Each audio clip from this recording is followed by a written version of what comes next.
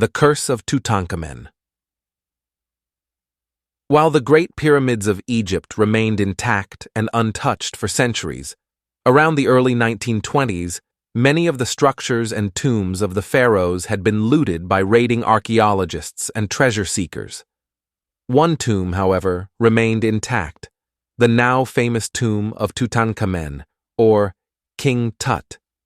Legend has it that the tomb was protected by a fatal curse that would fall on anyone who violated it. But that did not stop George E.S.M. Herbert, 5th Earl of Carnavon, who at first went to Egypt in the hope that the dry climate would relieve his respiratory difficulties. Although Herbert had not studied archaeology, he had the money to organize expeditions, and not long after, he set out, together with archaeologist Howard Carter, to search for the legendary tomb. After several excavations conducted over many years, fragments engraved with the name Tutankhamen were finally found. These pieces led them to the room filled with gold and treasure where the long-sought King Tut rested.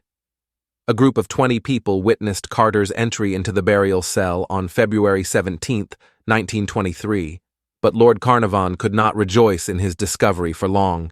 He died in April at the Continental Hotel in Cairo, suddenly struck down by an undiagnosed, pernicious fever that took an irregular course and lasted 12 days.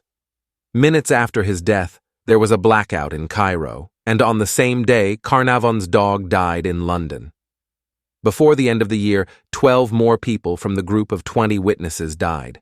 But others would also die. George J. Gould, son of financier.